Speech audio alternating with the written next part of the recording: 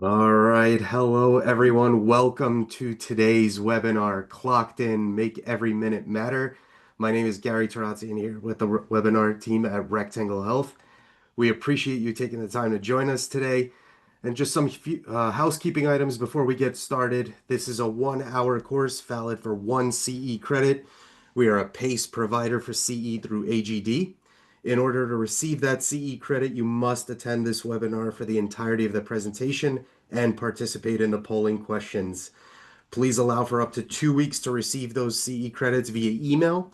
And then within 24 hours of this webinar, I'll be sending over the recording, links to upcoming no-cost CE credit webinars, as well as more details on how your practice can achieve and efficiently maintain uh, all of your efficiency, all of your workflows in a simple and streamlined way for profitability and to prevent burnout and help you thrive.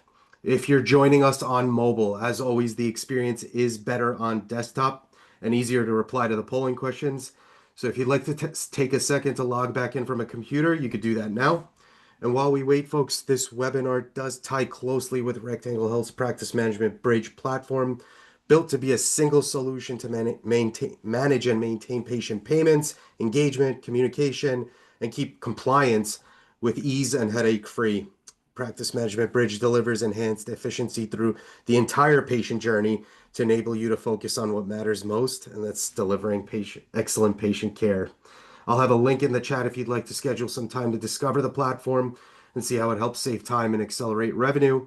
And if you've already completed your practice efficiency assessment, that's the link that was in the email invites. I see some of you already have. Thank you. You're on your way to establishing higher efficiency. If you haven't, I will have that link in the chat just as soon as I pass the mic over to our host. And now, without further ado, our host today does not need an introduction, but it is my great pleasure to introduce Laura Nelson. Laura is an award-winning international speaker and founder of Front Office Rocks, a virtual training platform for dental teams that teaches office systems and methods to help practices achieve exceptional customer service. Laura received the Public Speaking Award from the Speaking Consulting Network and Dentistry's Got Talent. And she's also been recognized as one of Products Report's top 25 women in dentistry. Laura, thank you so much for taking the time to host today. Take it away. Awesome. Thank you. I'm so excited to be here, and good afternoon to those on the East Coast. Good morning to those of us on the West Coast. I'm in San Diego, California. And the last time I actually did a presentation for Rectangle, I was sitting in an airport lobby and the fire alarms were going off in the middle of my presentation. So this one's going to be way better. I'm super excited about this. It's great to be home, but to be with all of you guys and the great turnout that I believe Rectangle's had for this. So let's jump into this because we only have an hour and I want to respect your time. So we're going to talk about making the most out of our time, making every minute matter, because the one thing we can all agree on, no matter where your practice is, East Coast, West Coast, North, South, Canada, Europe, it doesn't matter. The one thing we do not have enough of in our industry is time, right? It doesn't matter what position you are, dentist, hygienist, assistant, front office, we're always seeming to run behind. There's always more to do. And so I really want to jump into this, and I'm not going to jump into the clinical schedule side of things. I'm going to talk about time management when it comes to us personally, in our positions, in our roles, because time management is something that it's kind of a catchy business word, but isn't necessarily something everybody's been taught on. And so that's really what we're going to get into. Just a little background about me, if you're not familiar with me, like he said, Gary said, I am the founder of Front Office Rocks. Started that way too long ago, but I've been in dental for 20 plus years. But prior to dental, I actually have my degrees in human resources and organizational development. So I teach change management. I've worked with teams for a very long time. And now in the dental field, I do this, love the opportunity to go around and speak on all things dental, but also all things business and systems related. Huge fan. I became a fellow. That's what the FADOM is. If you're not familiar, became a fellow of ADOM in 2012. So if you're not familiar with ADOM, please look it up. It's the American Association of Dental Office Management. It's a great organization.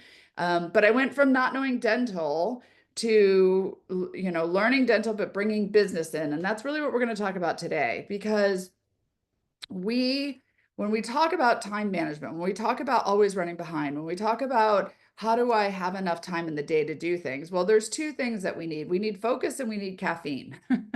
And maybe decaf, I don't know, tea, what Red Bulls, whatever it is your thing is. But we have to first talk about dental office time management because dental office is very different from every other small business out there. But then we actually have to look at how do we organize ourselves? What tools do we choose?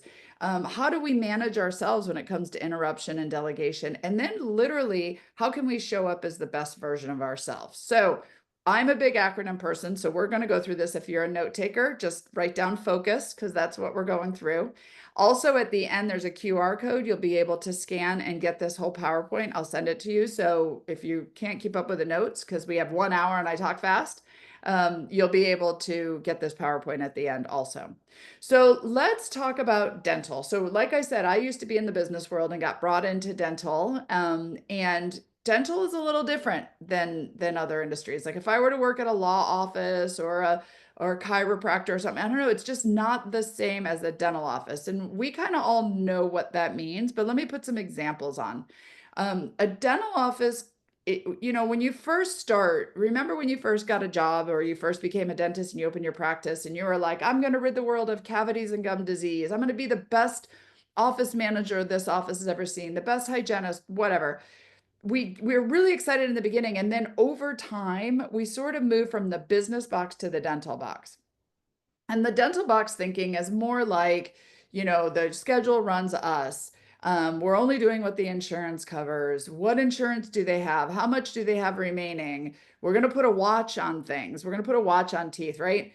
All of these things that we sort of let the dental office sort of start to run us, the dental box thinking, and less business box thinking. I kind of think of it like we have invisible arrows in our back. And from every position we're in, we're just getting shot in the back throughout the day of patients telling us they don't like us, insurance is saying we overcharge, people only doing what the insurance covers. And next thing you know, we are sort of like running more like in the dental box than we are in the business box. What I'm challenging you to do, and what I talk about a lot, is we got to make sure we keep out of the dental box. We've got to always challenge ourselves to be thinking like growing and getting better in the business box. Yes, we are dentists and dental teams. And yes, we take care of patients' teeth and mouths and oral care. But we also are a small business, right? We also have to run ourselves like a small business. And a small business looks at numbers. And so when you actually look at the numbers of dental offices, this is metrics from Dental Intel. Dental Intel is a great company that helps you understand the numbers and what's going on in your practice. They work with thousands of offices across the country. They look at the number of growth, the net growth of dental offices, which is how many new patients you're getting in, how many patients are you getting back versus the patients you're leaving. And the net growth of an average dental office in the United States is a 9% loss. So when we think about dental box thinking versus business box thinking, dental box thinking is a lot of we need more new patients. We need more new patients. We need to get new patients in, right? Which I hear a lot of dentists talking about, which I'm not against new patients, but we also need to look at our current customers, our current patients, and what are we doing to keep our current patients? Because we all have a backdoor problem, or a lot of offices have a backdoor problem, which means you're losing more patients out of the back door than you're getting in the front door.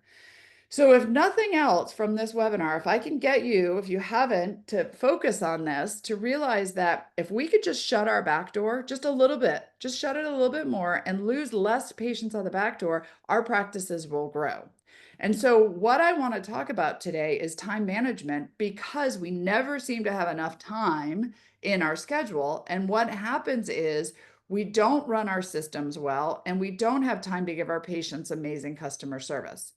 So if we're always running behind, if we're always overwhelmed, if there's always a ton of things to do, many times we let the ball drop. We don't do things like our huddles. We don't do good handoffs. We don't make reactivation calls. We don't get the patient to pay because we're so busy. So systems break, we lose patients out of the back door. Or we're so busy that we're focused on the things we have to do in front of us that we're not taking care of the patients who are in front of us. We're not offering them amazing customer service. And patients can very easily leave and go somewhere else that they feel that they're going to get taken care of. So when we look at time management, the reason that we need to look at it is because these are the two most important things in order to close the back door in our practice. And it's not just my thought or Dental Intel's numbers. I mean, there are study after study to show where customer service matters. 86% of consumers quit doing business with a company because of bad customer service. 7 in 10 Americans say they'd be willing to spend more money with businesses that they receive excellent customer service. Customer service equates to case acceptance. Customer service equates to us taking care of our patients and helping them get their teeth done because we're asking our patients to spend more money than ever in our practices, but they're expecting more. And patients will leave our practices if they don't feel like they're getting a value for their money. So we need to have enough time in our day to be able to run our systems well, but also give our patients amazing customer service. And I believe that there's only three types of customer service you can give your patients. It's awful, average, or amazing. And if you're here today on a Tuesday midday, you're probably not awful. So, or unless your schedule's totally falling apart. And if so, that's fine. We can fix that too, right? But you're probably average, maybe amazing, and that's awesome. But we need everyone to be amazing. See, patients are only going to go out and talk about you. They're only going to refer to you. They're only going to bring their family and friends to you if you are amazing. If you're average, they're going to be like, it's okay. And if you're awful, that's when they're going to go out and talk about you on the internet, right? So we need to always be moving our team to offering amazing customer service because our patients deserve it. And we want to help our patients keep their teeth for life, which means we have to step up our offering of customer service, which means we need to have time to do it. Now, I'm not, this is not a customer service presentation. I could totally do one. We can come back rectangle, but I'm sure would love to have something like that about what does that look like. But minimum standard is, I always teach my team and when I'm speaking that the minimum standard is treat your patients like family. If you would want your mom or your aunt or your sister to help them schedule with a specialist, do it for a patient. If it's raining outside and you see a patient coming and you jump up and would you jump up and open the door for your mom or your aunt? Yes, then do that for the patient. Like always go above and beyond like you would want someone to take care of your mom or your aunt or a family member you like. Now, if you don't think about your brother or your cousin Vinny, but somebody you like, that's the minimum standard. But we need to realize that that's where our time needs to be focused, not on the nitty gritty little details of the things that we're working on over here. What can we do to get rid of the nitty gritty so we have a little bit more time for our patients to treat them like family? All right. So we've got some poll questions for you. So we're going to jump into the first one. And this is a true or false one. I think Gary's going to put it up for you guys to be Yep. able to tell us true or false. Good time management in a dental office helps reduce stress, improve patient care, and create a more positive work environment. Do you guys find that to be true or false? All right, that polling question is up on your screen. I see a bunch of you have already responded. I I'll gave you give guys an you easy a one. yeah, layup from Laura here. Awesome. And sharing the results. There Looks we like go. 100% true. There we go. We're on the right path. Okay, I know you guys are paying attention. All right, thank you, Gary. You got it. All right, that is 100% true. See, good time management it's not just about us and getting things done. It's also to improve our patient care for our patients, but then also when our team feels like they're getting the job done, when we're all not stressed and pointing fingers and, then we're going to enjoy work more. So being in control of our schedules and being in control of time management is a win-win-win for all of us, right? All right. So this is the foundation of almost every presentation I do because it's super important to realize that there's just a few aspects of a dental office that we need to understand because When we realize how this cycle works, then we can start to allot where do we spend time? What's most important? So take this out of dental for a minute. Take this to any small business. This is a small business cycle. So let's say I have a coffee shop down the street from my house. I need to market my coffee shop so when somebody new's in town, they can find me on Yelp or on the maps that there's a coffee shop to go to. I need to give the customers a great experience or an experience. Hopefully it's great. I need to sell them on the coffee and the danishes and the whatever burritos or whatever it is I have there to eat. I need to produce quality food and coffee so they'll go tell their family and friends to come to my coffee store. So this is the main small business cycle, and it doesn't matter what small business you're in. This is how a small business works, right?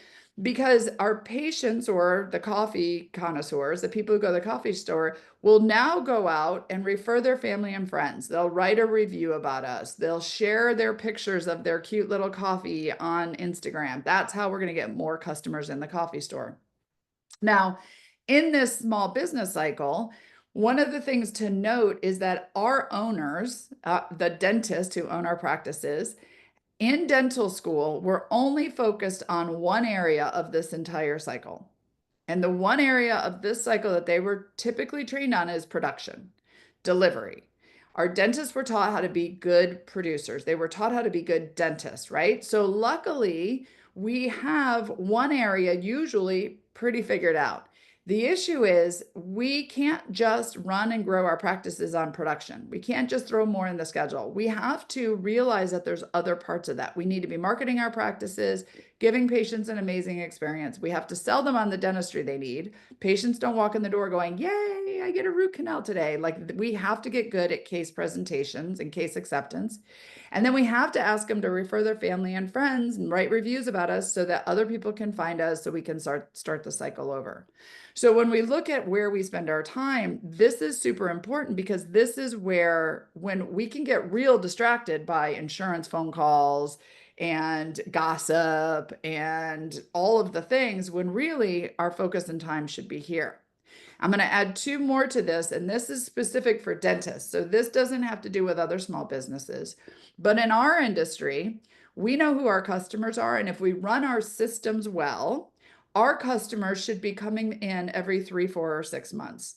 So our recare appointments should be coming in regularly. So once a customer's in our ecosystem, they should be coming back every 3, 4, or 6 months. The coffee shop down the street, I might go one time and not go again for a year, right? I don't leave with my coffee and they say, okay, great, we'll see you in 60 days. We'll see you in 90 days. Here's your appointment, right? But we should be scheduling our customers to come back. And we know who our customers are. So when they fall off the bandwagon, when things happen, they have to cancel their appointment, whatever, we can find our customers and bring them back in. The coffee shop doesn't call me in 90 days and say, "Hey, by the way, you're due to come get your coffee. When do you want to come in?" Right? So when you look at this, we can really start to see where if we get good at marketing our practice, we give amazing experience, we get really good at case acceptance, our systems of how we present treatment, we produce quality dentistry, we have a schedule that runs well, we ask for referrals and reviews, we make sure our patients always have appointments and we find them when they fall off the bandwagon. Now we can look at where do we spend our time, and when it's not in one of these areas, is it something we necessarily need to be doing, or can we find a better way to do it? Okay. Which leads me now to the tasks. What tasks and priorities do we have? We have to set the foundation of why we are here. We are healthcare providers. We help our patients live longer. We help our patients keep their teeth for life. So this is from Simon Sinek. If you're not familiar with Simon Sinek, look him up. And he talks a lot about this in presentations about it needs to start with why. Why is not about making money. That's the result. Like our production, our numbers, our collections, all of that is the result of the why. Our why is our purpose, our cause, our belief, the reason that our office exists.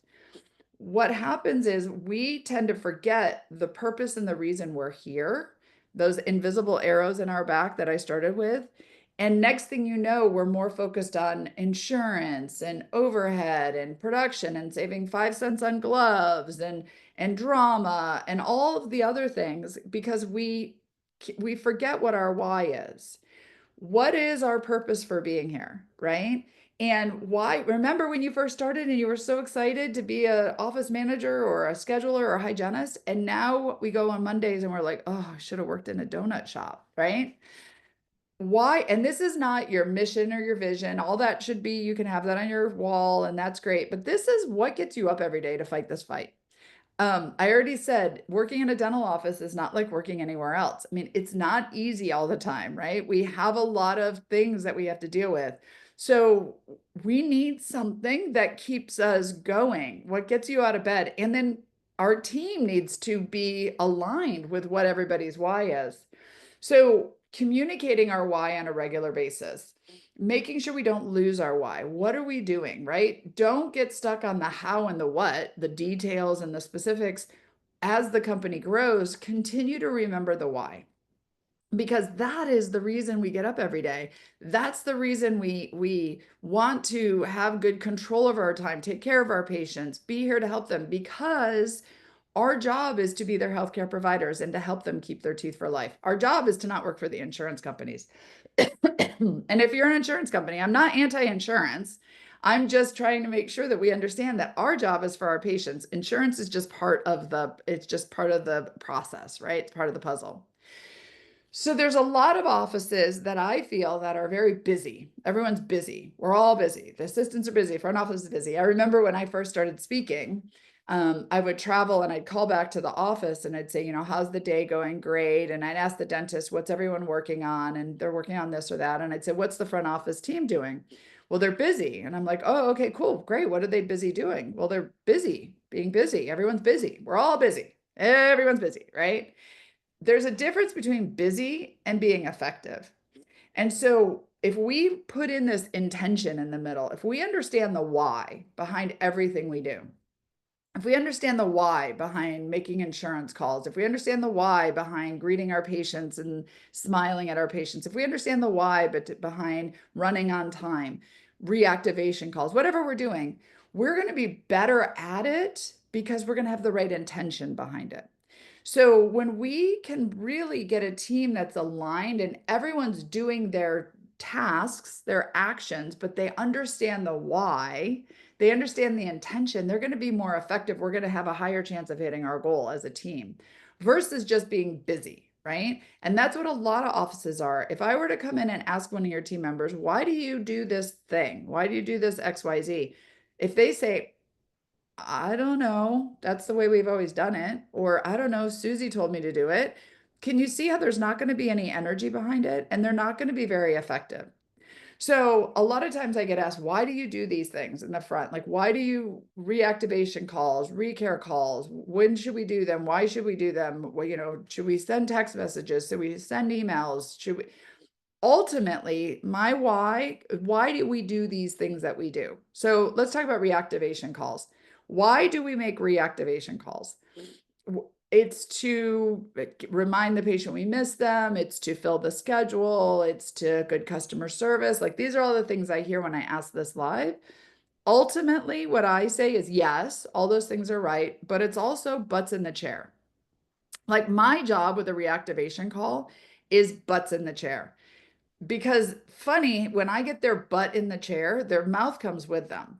And when I understand that my job is to get their butt in the chair so that the clinical team can do what the clinical team needs to do to help them keep their teeth for life.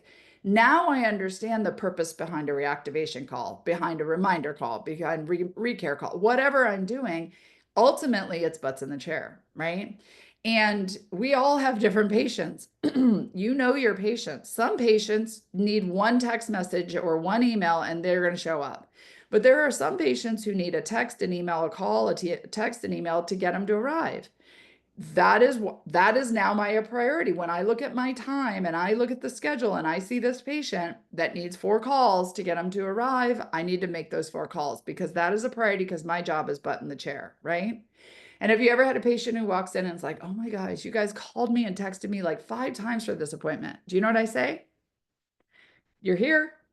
Good job. Right? Had you called and confirmed, had you not failed last time, I wouldn't have to do this. But my job is butts in the chair.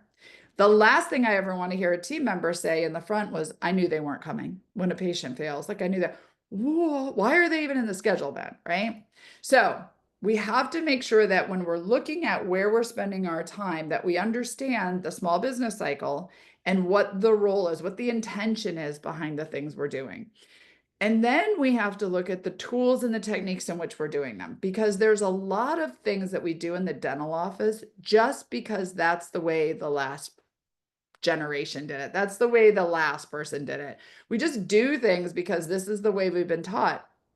But there's actually more efficient tools. There's actually faster ways and better ways to do things. And so we should challenge ourselves and look at all the things we do to see if we're doing it the right way and the most effective way.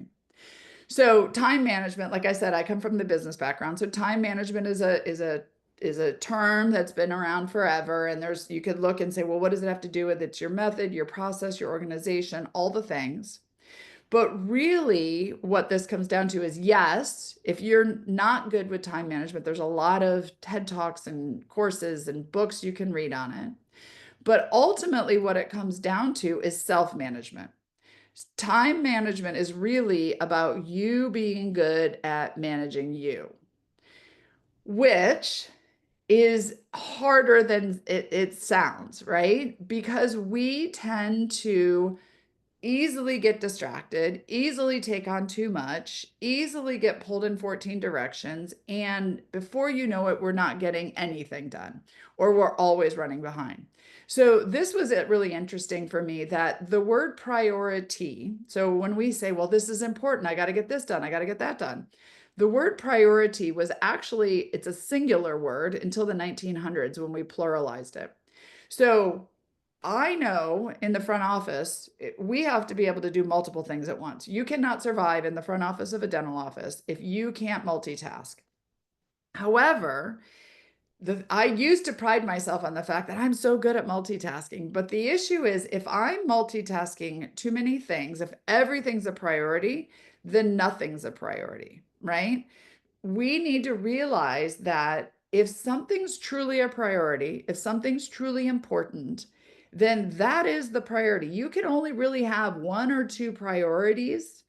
Everything else is not as important because if everything's important, nothing's important.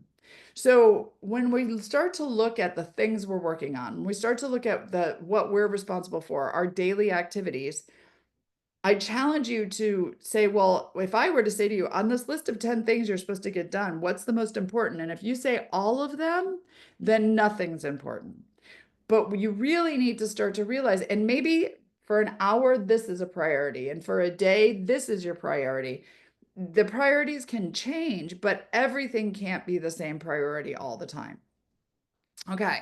So then when we look at, all right, well, we know we have to find the priorities and what's the most important, but there's never enough time in the day, right? We hear this, there's never enough time in the day.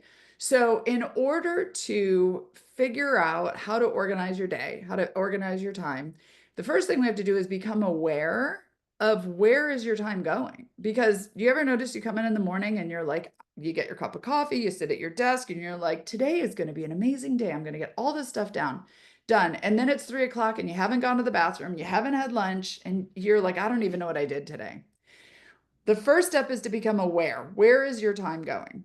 So, what I recommend is that we do a time study. And the time study is literally taking a piece of paper and writing down 8 to 8:30, 8 to 9, 9 to 10, 9 to 9:15, whatever, how crazy your day is, and just start writing down where you're spending your time.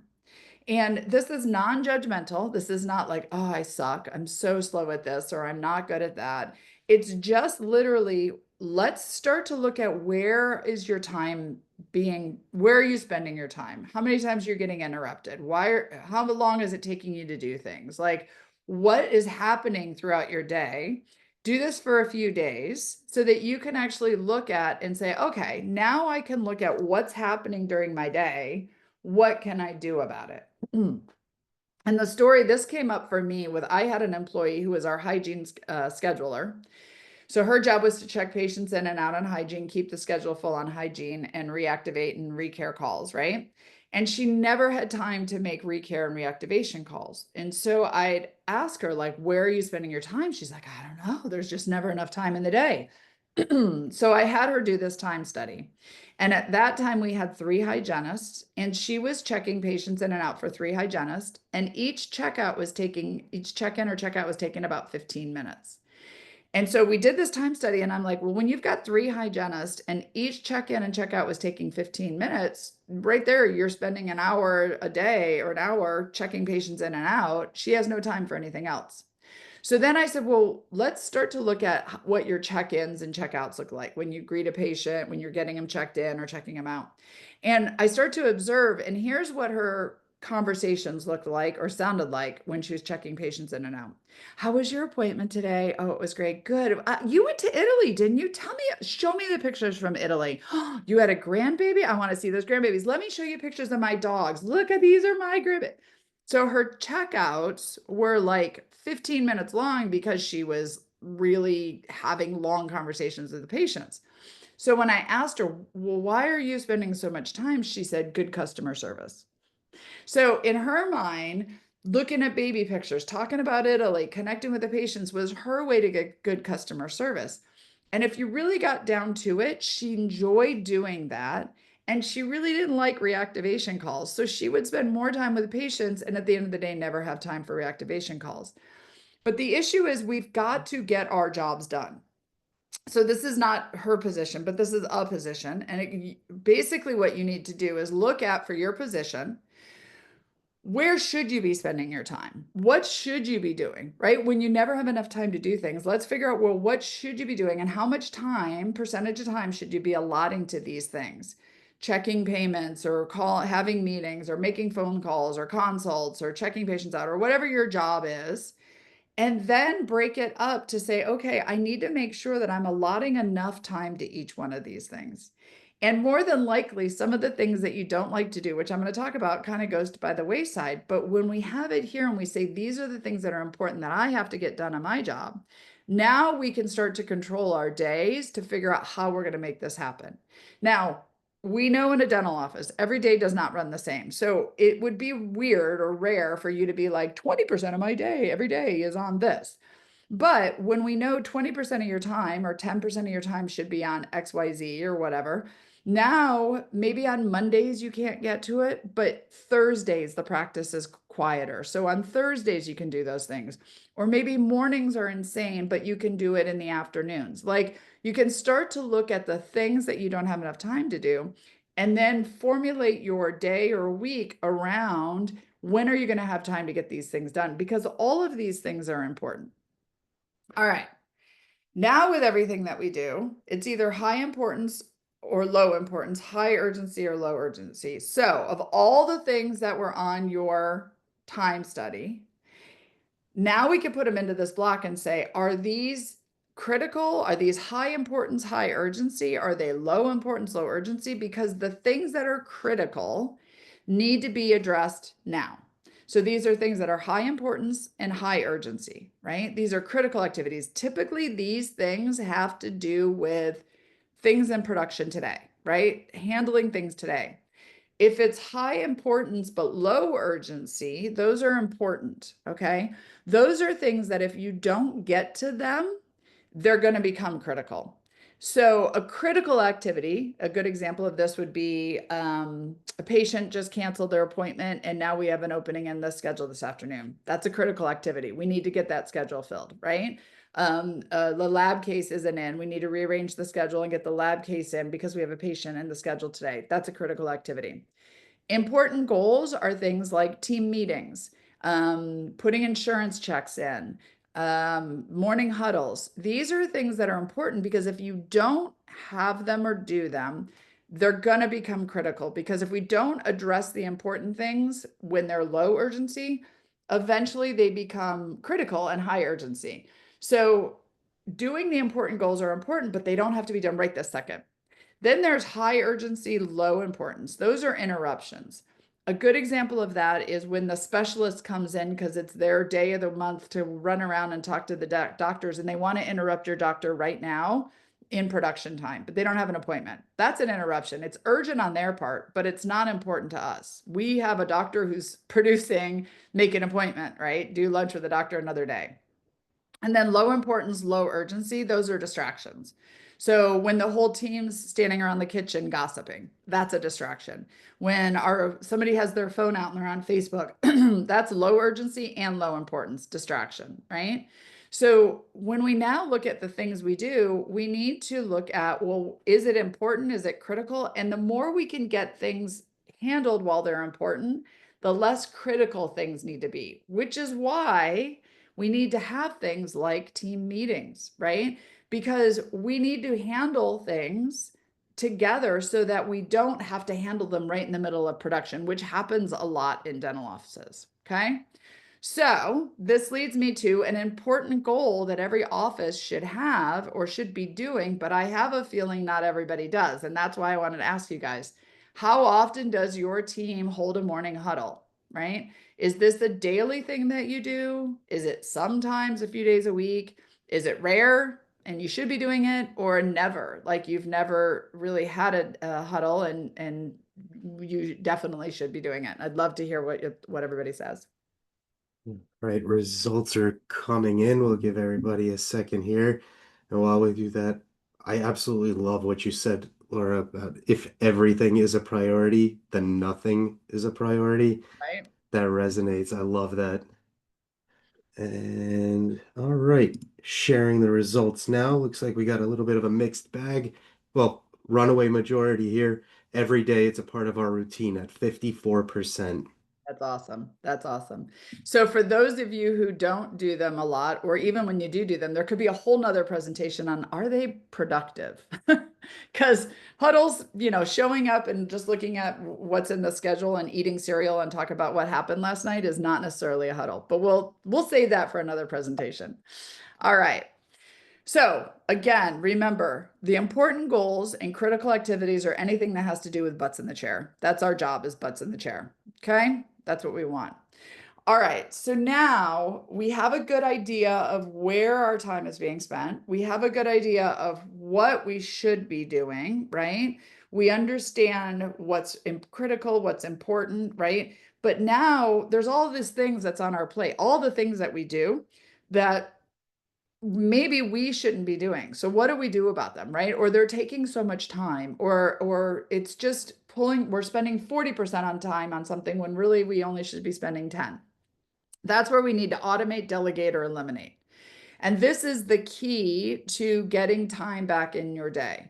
We need to look at how to make it faster, how to give it to somebody else, or how to get rid of it because it's not important. So let's start with automate.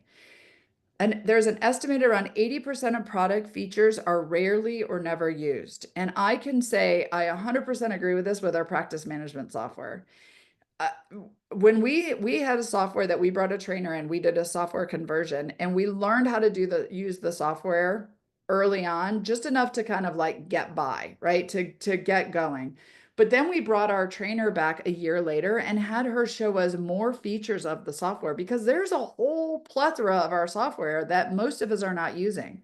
So looking at all the softwares that you use, looking at the technology that you use, really leaning into what is in there that's not being used and what are we using right now that might be sort of out of date. The fax machine, we're one of the only industries that still uses the fax, right? Fax me something. We need to, and this isn't a thing on getting rid of the fax because I know insurance companies and we have e-fax and all the things, but there's better technology out there now. There's better ways to communicate with our patients. And many of us, I was guilty of it, was like, well, I'm not going to allow my patients to do online scheduling. I'm not going to allow them, they're going to call and talk to a human. That's great, except for our patients are expecting us to offer the latest technology. It's not just to give us time back in our day, but it's also because our patients expect it. if our patients now can schedule appointments with their hairdressers and their vets and their dog groomers online, they can schedule meetings on Booksy, they can pay bills on, like, they're expecting more from us with technology. We need to catch up. So look at all the softwares that you work with, not just your PMS, but inter-office communication, your x-rays, your CAD cams, your online scheduling, your phone systems, and really learn your software fully. Get your reps to come in and do a new demo, or what's the latest and greatest. Go to an amazing conference like ADOM and walk around to all of the companies you work with and say, show me the latest thing you have going on. Because every one of these companies are developing new things for us to have more time in our day. So really leaning into your software is important. So this is not a polling question, but this is something when you finish this, what I hope you can do is stop for 1 second, or when you do your time study, and say, what are a few things on my list that's sucking time that could be automated? Because I could help you. We could go through your list and I could say, you can automate this, you could automate that, you can automate that. Now, you may not get time to learn how to do it today, but put it on a wish list that you're going to set this out and get this automated, because a lot of the manual things we do can be automated. There are still, and I'm going to talk about AI in a minute because that's like the latest thing with automation, which that's going to be a whole future topic. Gary and I've already talked about it. But when we look at automation, a lot of that has to do with the technology and the computers, right? And the AI and all the things coming. But there's also a lot of stuff that's just for humans to do. Just for, like, AI is not going to replace us. We have jobs. Humans are going to be in the dental office. But we don't have to be the person to do all the things. We need to get good at delegating to others on the team. So what does that look like? We need to learn how to train and delegate more. I'm a big fan of cross training, right? I'm a big fan of the front office being able to do things in the back office being able to jump up front, right? Because at any given time, we're busier in the front. We need someone to jump in and be able to do it. But if they're not trained to help with insurance calls, or they're not trained to help with case, presenting treatment, or they're not trained on reactivation calls, then we're overwhelmed in the front and they're sitting in the back twiddling their thumbs. And vice versa. If the back's running around crazy and we're not trained to go turn over a room or sterilize instruments, we can't really help each other out. So it's important to regularly, when time's not crazy and our hair's not on fire, cross train each other and delegate more so that we can jump in and help each other out more. But the biggest reason that we don't delegate typically isn't around the software or the systems, because we can write those down. A lot of it has to do with the soft skills, the ability to get a patient to pay their bill, the ability to handle a scared patient, talk to a patient about perio, handle new patient phone calls, right? So where we can get better at cross training and delegating, when we actually can start leaning into the human side of things that AI is not going to replace, the customer service side of things, the sales side of things, right? And that's really where Front Office Rocks has its strongest part of the website, is that I teach soft skills. When I first started Front Office Rocks, the only company out there teaching phones, they were teaching scripts. Read this script when you answer the phone. I don't think scripts work, right? You can tell when you call a place and they're reading off of a script. I want someone to talk from their heart. But we've got to help our team members get better at soft skills. A lot of our younger employees, you know, spent half of their college and high school years at home during a pandemic. And now we walk in and we expect them to deal with crazy Mrs. Jones who doesn't like to pay her bills. And we're expecting them to know how to do that, right? We need to lean into helping our human side of delegation with communication and soft skills. Okay. So on your list of things, what could you delegate? And again, I'm challenging the office managers in here. If you think everything is a priority and you have to do it all, I'm challenging you to say that is not true. You can delegate some of these things. Now, can you delegate it today or tomorrow? Maybe not. But could you get to the point of delegating it at some point, or should you? Absolutely. Dentist, I'm going to challenge you. Many times dentists do the things they love to do, but there's a lot of things that you do that your dental assistants can be doing. Legally, in your state, your dental assistants can be doing some of these things. So you need to put it on your list to train your dental assistant to do these things because you should only be doing things that legally the dentist should be doing, right? And if you either you need to train your assistant or if you don't think your assistant can do it, you need a new assistant, right? Because we should be focused on just the things that we should be doing. If we want to be efficient in our time and not have everything on us, delegation and automation are two of the things. Then lastly, it's interruptions. Okay. Interruptions and delegation, meaning where are we getting interrupted and where are we taking on things that really that's on us. That's self-management. And that's really what we need to eliminate. We need to have better self-control as humans to eliminate the things that don't serve us that nobody else should be. We just are wasting our time on, right? The low importance and low urgency. So I want to hear from you in the last poll question. What's the biggest barrier to time management for you personally? So this isn't your office, but is it that you have constant interruptions? It could be multiple of these, right? Could be Yep. constant interruptions, poor task prioritization, feeling like there's never enough time, lack of team accountability, or not having the right systems or tools. What do you think your biggest issue is? And this ought to be really interesting because it should be spread evenly, I would think. Oh, you're gonna be surprised, Laura, because we have a runaway winner here. Hmm. Uh, Wait, we'll, should I guess? I think you should go I'm for gonna it.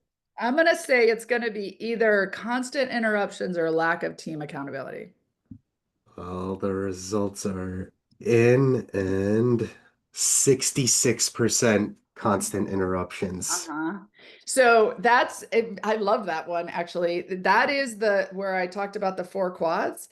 That is because we're not having our important goals, our meetings and handling our systems well, we're always getting interrupted. Most of the activity that happens in the dental office is verbal and it's in the between operatories and we're grabbing each other and we're interrupting each other and we're allowing interruptions to happen. So that's easily, no, I shouldn't say easily. That is avoidable and is you can fix that, but there are definitely you've got to look at the important systems that you have and your important meetings and training and all of the things so that you're not always getting interrupted. But it's also a dental office, so we also know that that happens. All right, so here's the thing for a perfect segue into that when it comes to interruptions we get interrupted a lot because we allow the interruptions to happen. And I know we're guilty of it. When I'm sitting down, I'm like, okay, I'm gonna start working on AR and I'm looking at my paper and someone comes in and says, "Do you have a minute?" And I don't because I'm about to work on something that I really want to work on. But I look at the person, I go, yeah, what's up? I just allowed that person to interrupt me. Right. And then a lot of times when we allow interruptions, usually people are bringing us a problem. This happened, the schedule fell apart, the instrument broke. What do we do about this? And so when that happens, then I'm always giving the solution to the problem. What I recommend is we start to build a way to encourage solutions with the problems, getting the team members to think like owners. So before you bring me a problem or an issue, because there's always issues, bring me three solutions to that issue. So I want you to start thinking, employees and people, what are three ways to solve this issue? And I want to do that for a few reasons. First of all, I don't want you just dumping problems on my lap. Second of all, I want to see your thought process. How would you handle this? And then thirdly, I can either say, oh, I like the second option, do that. Or if I don't like all three options you brought me, I can explain why those three wouldn't work and why I suggest option four. So we're kind of retraining ourselves to think more like solution oriented people instead of problem people, which will eliminate, not upfront, but over time will eliminate the amount of interruptions that we have throughout the day. The other thing is we will allow ourselves to be interrupted all day long when we don't want to do something else, right? So procrastination is a killer. So if we're like, let's just say I don't want to make AR calls. Well, if you want to ask me a question or sit down and talk, I'm gonna be like, yeah, sit down, let's talk, because I don't want to be calling patients about their rev or what they owe us, and I don't want to be doing reactivation calls. Kind of like my the person I was talking about, she didn't like reactivation calls. She'd rather sit and look at pictures from Italy. So when there are things that have to get done, this is a self-management tool. Procrastination is a killer. So block in your schedule times throughout the week or day to get the important things done, right? To get the critical activities and the important things done, because these things need to happen. A good example of this is a team meeting, a monthly or weekly team meeting. You need to have these meetings so that the important things can get talked about. So we're not always interrupting ourselves or each other in the middle of production. Morning huddles. The idea behind that is for all of us to get on the same page so that we have less issues that come up throughout the day because we all started the day talking about them and ready to go as a team. So putting in the schedule, blocking in the schedule, the meetings, blocking in your schedule, time to do the things, and then finding the best time of the day or week where the highest chance it's going to happen. So, for example, I'm not going to put in on a Monday morning that I'm going to make reactivation calls, because a Monday morning in a dental office many times is the schedule's falling apart and things are happening. And I'm going to do reactivation calls maybe on a Thursday afternoon or a Tuesday afternoon, right? So, finding the highest chance of the time that things can actually happen, especially if they're not things that you love to do. And then lastly, eliminate well, this is the way we've always done it. There's a lot of stuff that happens in a dental office. If I were to come ask your team, why do you do that? And they're like, well, I don't know. It's the way we've always done it. Right. Or if I'm like, hey, I'm going to talk to you about AI, which I'm going to talk about in 1 second. And you're like, well, not in my office, because this is the way we've always done it. You don't want to be that person, because see, change is happening. Change happens all the time. We should be growing. We should be learning. It's a growth mindset, not a fixed mindset.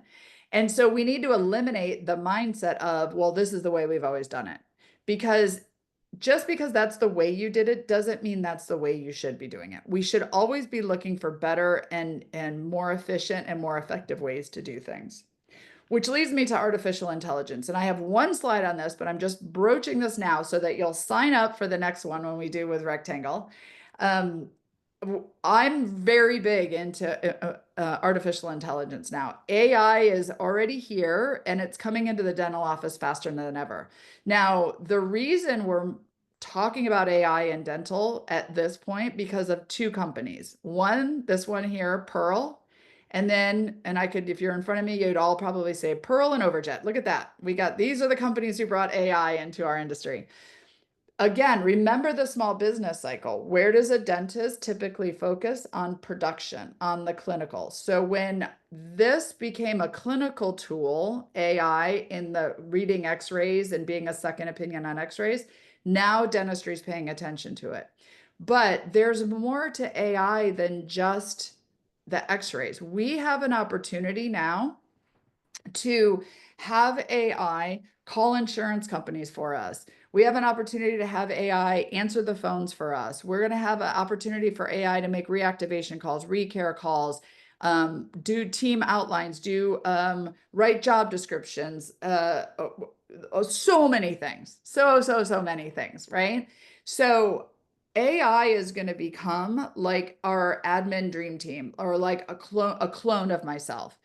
Since the beginning, when I first started teaching phones, answering phones with front office rocks, there was always the challenge of, if there's a patient in front of me and the phone rings, so the patient there and the phone rings, what do? Do I greet the patient? Do I answer the phones? And I would have dentists tell team members all the time, you greet the patient, they're most important, and ignore the phone. Well, I disagree, because the phone is just as important as this patient. And how do we do too? And I've trained how to take, messages and all of that. But imagine if I could have a clone version of me and I could greet this patient, and if I can't get to the phone, AI is going to answer the phone for me. It's not going to go to voicemail. It's actually going to be handled by a trained agent, by Laura, to answer the phone for me for our patients. Oh my gosh. Now think about how we can be more effective with our systems and give our patients more amazing customer service. Okay. So again, this is not an AI presentation. We're going to talk about it, but I have a group called Brush Up on AI. I have a weekly newsletter on this. This is 100% matching what I've been teaching for 15 years, but now we have some solutions because we're going to be able to we're not going to get replaced by AI. We're going to let AI do a lot of our tasks, our repetitive tasks. We're going to manage AI to do that so that we have more time to do what? Systems and customer service. So that is the wave of where things are going. And talk about technology. This is a technology issue and it's coming faster than ever. So my goal here is just to get you to embrace the idea that it's here. It's not perfect. There's a lot of weirdness about AI at this point, but it is getting better and better literally every week, every month.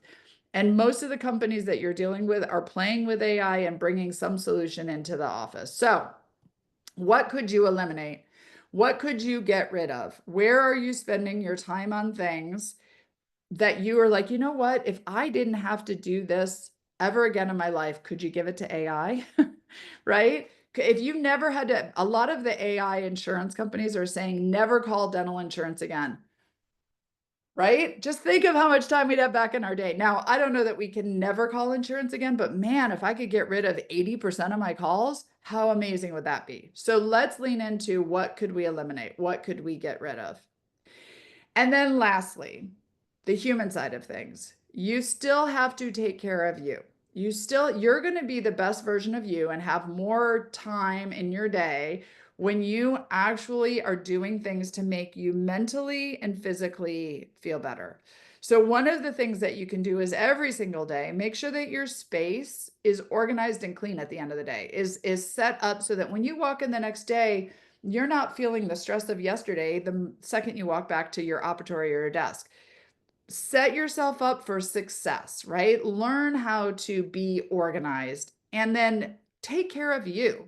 Sometimes we get so focused, laser focused on something in the practice that we're right. Sometimes the best thing you could do is walk out of the office and take a walk. Look at the sky, look at a flower. Don't get on Facebook and complain about patients. Just realize that the best version of you, is going to be the best version for your patients and for your team. So, as a team, what I suggest, if you haven't watched this as a team, talk about it as a team, and start to make lists of things that you can delegate, you can automate. Everyone on your team could list one thing that could be delegated, automated, or eliminated. You just start doing that, your team's going to find more time in the day. So this is the QR code for the PowerPoint. So if you scan that, you can have the PowerPoint. Plus, I know that they'll be offering with Rectangle too. But remember that the bad news is time flies, but the good news is you're the pilot. You're in control of your time. And people often complain about a lack of time, but really it's the lack of direction. So I'm hoping today that you got a few tips and tricks, some thoughts of where you can start to get control of your time and have more self-management. So on that note, I appreciate you guys and I'm excited for the next one and I'll hand it over to Gary. Awesome. Thank you so much for a great presentation, Laura. Folks, I did see a few questions run in. Please send them to webinar@rectanglehealth.com. I will be sure to get you answers. Um, just running out of time here. I wanted to quickly go through the housekeeping reminders. CE credit within 2 weeks via email. After following the conclusion of the webinar, you will be prompted to take a survey. Please take a few minutes. Let us know how we did. Give us your thoughts on the presentation, how Laura did. Exceptional. And we always take that feedback very seriously and it greatly helps us optimize the webinar experience.